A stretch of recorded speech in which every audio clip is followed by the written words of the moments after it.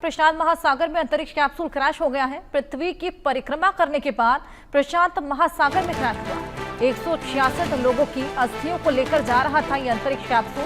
2 orbit पार करने के बाद समंदर में समा गया। प्रशांत महासागर एक ऐसा हादसा हुआ है वहां पर जिसको सुनकर सब हैरान है।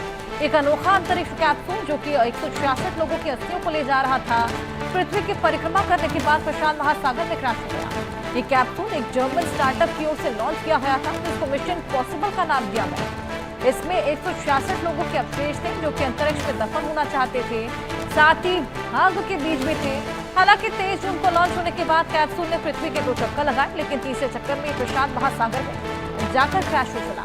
कैप्सूल बनाने वाली एक्सप्लोरेशन कंपनी टीईसी ने कहा कि मिशन पॉसिबल आंशिक रूप से सफल रहा, यानी कि एक तरीके से इम्पॉसिबल साबित हो गया। प्रशांत महासागर में यह अंतरिक्ष कैप्सूल जो कि जाकर क्रैश हुआ, पृथ्वी की 2 परिक्रमा यह कर चुका था, लेकिन उसके बाद ये बड़ा हादसा। 166 लोगों की अस्थियों को लेकर यह अंतरिक्ष कैप्सूल जा रहा था। मिशन पॉसिबल इसको नाम दिया गया था, लेकिन आंशिक रूप से सफल रहा है। पृथ्वी के चक्कर लगाने में ये सक्षम रहा, लेकिन उसके बाद जाकर ये प्रशांत महासागर में क्रैश हो गया।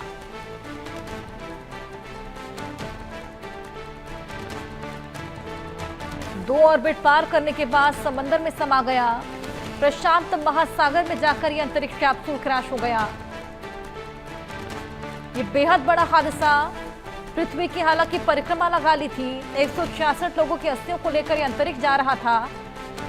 ये तमाम लोग जिनकी इच्छा थी कि इनकी अस्थियां स्पेस में दफनाई जाए। आदित्य वनावन हमारे साथ, हमारे सहयोगी, उनसे और जानकारी लेंगे। आदित्य, मिशन पॉसिबल इसे नाम दिया गया, हालांकि आंशिक रूप से सफल रहा, लेकिन 166 लोगों की अस्थियों को लेकर ये स्पेस जा रहा था। बड़ा विचित्र तरह का ये कैप्सूल था।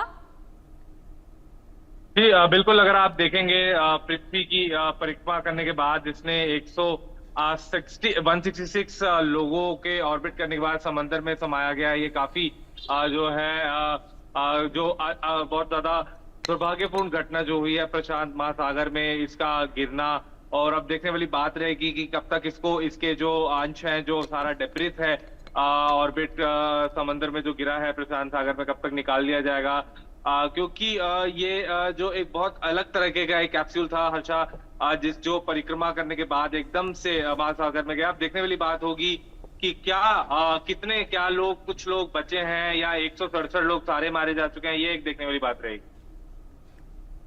बिल्कुल आदित्य, 166 लोगों की अस्थियों को लेकर ये ले जा रहा था स्पेस में। ऐसे में क्या इसका एक्चुअल डेस्टिनेशन था? जी बिल्कुल, 166 लोगों को ये ले जा रहा था और एकदम से जो ट्रेजेक्ट्री में भी दिखा रहा है किस तरीके से नीचे आ रहा है और बहुत तेजी के साथ ये क्रैश हुआ महाद्वीप में, प्रशांत महाद्वीप में।